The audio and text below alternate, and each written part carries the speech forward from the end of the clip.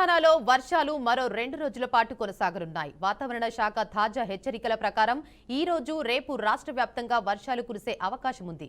మొదట 20 జిల్లాలకు yellow alert జారీ చేయగా 10 జిల్లాలకు ఫ్లాష్ ఫ్లడ్ అలర్ట్ జారీ చేశారు.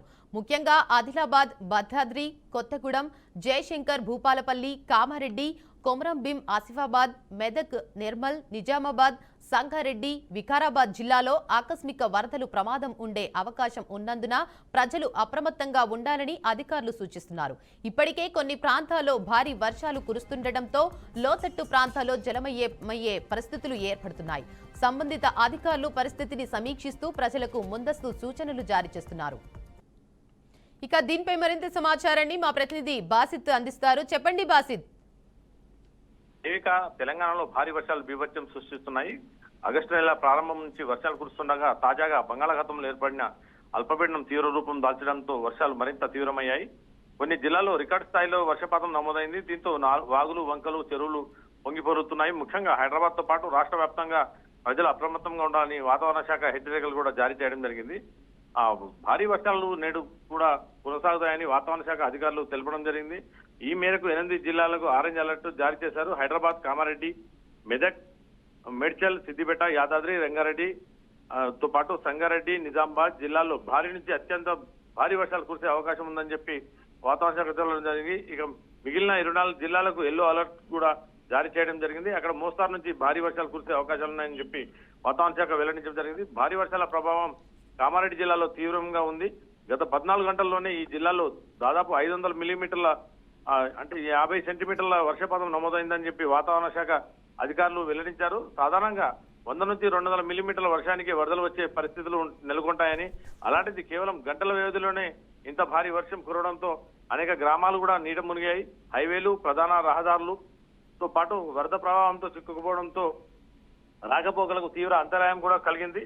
కామారెడ్డి జిల్లాలోని అర్ధరాత్రి నుంచి కురిసిన భారీ వర్షం 12 గంటల నుంచి 8 గంటల వరకు 136 మిల్లీమీటర్ల వర్షపాతం కురిసిందని చెప్పి వాతావరణ శాఖ రికార్డు నమోదైంది. తర్వాత వర్షం తీవ్రత మరింత పెరిగి ఉదయం 8 గంటల నుంచి మధ్యాహ్నం 2 గంటల వరకు ఏకంగా 363 మిల్లీమీటర్ల వర్షపాతం నమోదైందని చెప్పి చెప్పడం జరిగింది. ఈ పరిస్థితి చూసి గతంలో ఎన్నడూ లేని విధంగా ఇంతటి వర్షం చూడలేదని ప్రజలు కూడా భయాందోళన వ్యక్తం చేస్తున్నారు.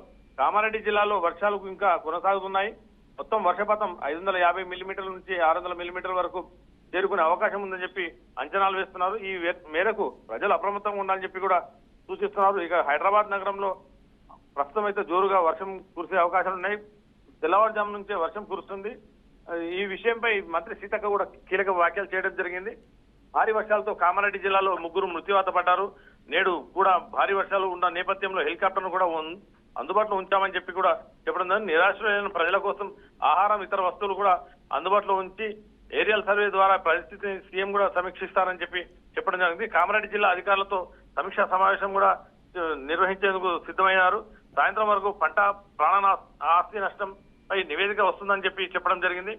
దాంతో పాటు కేసీఆర్ కూడా ఆందోళన వ్యక్తం చేశారు. భారీ వర్షాలు, వరదలతో రాష్ట్ర ప్రజలకు ఇబ్బందుల పట్ల మాజీ సీఎం కేసీఆర్ ఆందోళన కూడా వ్యక్తం చేశారు.